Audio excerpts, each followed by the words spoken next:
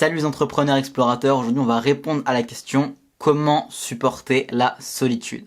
Donc ça peut être tout type de profil, ça peut être simplement un entrepreneur qui commence son activité et qui doit travailler seul, ça peut être quelqu'un qui a du mal à tisser des relations amicales avec d'autres personnes, ça peut être vraiment tout un tas de types de profils. Peut-être que c'est votre cas aujourd'hui, que vous êtes assez seul socialement, voire complètement seul. Et aujourd'hui, j'ai envie de vous donner quelques astuces, quelques moyens pour pouvoir justement supporter cette solitude. Moi, j'ai envie de vous partager aussi cette expérience parce que personnellement, pendant mes périodes de formation, ça m'est arrivé de passer des fois 2, 3, voire un mois complet de solitude vraiment complète, c'est-à-dire que j'ai vu vraiment personne pendant les périodes de formation et du coup j'ai développé quand même quelques petites astuces que j'avais envie de vous partager aujourd'hui pour supporter justement cette solitude qui peut être vraiment pesante dans certains cas et dans certaines situations. C'est bien qu'on va pas aujourd'hui aborder comment sortir de la solitude, mais bien comment supporter, comment accepter la solitude quand on est en train de la vivre. Donc premier point, même avant le premier point, je précise bien qu'on va commencer par se concentrer sur les aspects positifs de la solitude, essayer de trouver le positif dans cette solitude et essayer de la tirer à notre avantage pour commencer à l'accepter plus facilement. Donc le premier point, je dirais, le premier avantage qui est selon moi assez positif, voire très très très positif, c'est qu'on est beaucoup plus lucide sur les choses.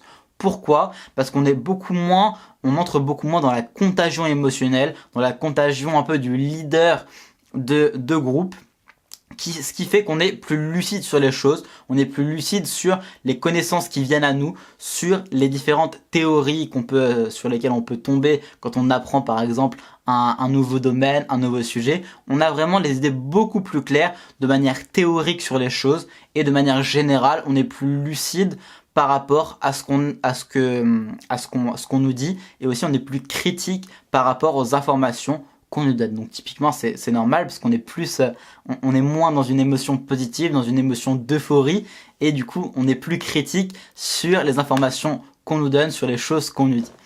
Alors comment vous allez tirer l'avantage de cette chose-là? Simplement en essayant de faire un maximum d'apprentissage, souvent théorique d'ailleurs, par rapport peut-être à ce que vous pouvez lire, à ce que vous voulez développer comme compétence. Donc vous pouvez tout à fait essayer d'en retirer du positif, simplement en apprenant de nouvelles choses, en développant vos différentes compétences, en développant vos différentes expertises, même ce que vous avez toujours rêvé d'apprendre, s'il y a une passion particulière que vous avez envie de développer, en développant cette passion, et vous allez voir que vous allez être bien meilleur, parce que, je rentre pas dans les détails, mais votre système 2, si vous avez lu le livre Système 1, Système 2, votre système 2, votre système rationnel en fait, va être beaucoup plus efficace et c'est ce qu'on voit d'ailleurs chez les personnes qui dépriment, qui sont dépressives. Le système rationnel va prendre une plus grande partie de votre cerveau, va être beaucoup plus actif et c'est pour ça que vous allez être bien meilleur dans la réflexion. Un effet qui va contrebalancer ça, c'est que du coup vous allez être moins à même de travailler en cerveau de groupe et que du coup vous allez moins développer cette force qu'on peut avoir quand on travaille en groupe, mais c'est un mal pour un bien. Si on veut avancer rapidement, on avance seul, c'est plus efficace.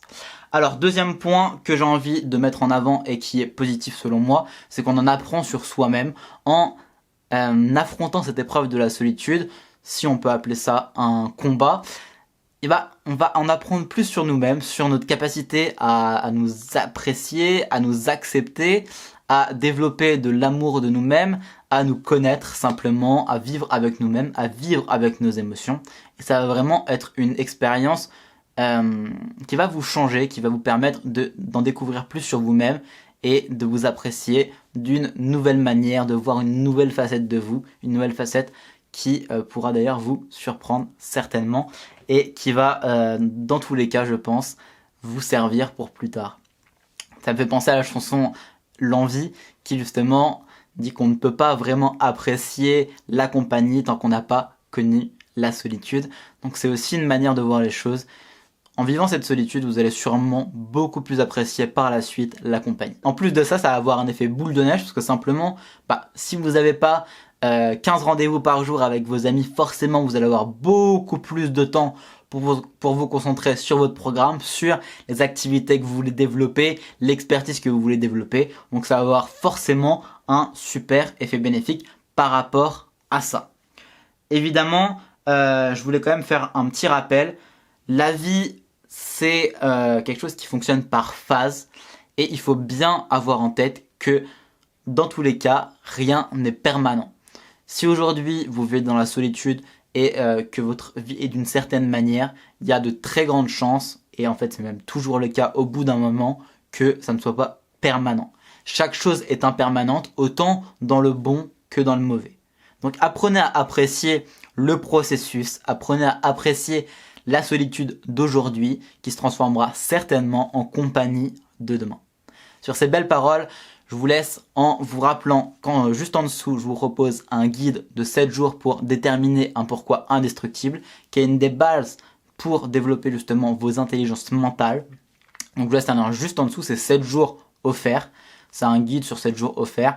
Je vous en parle pas plus. Si ça attise vos curiosités, je vous laisse cliquer. Et en tout cas, n'oubliez pas que la transformation découle de l'action, alors agissez. C'était Gotha, à demain, ciao.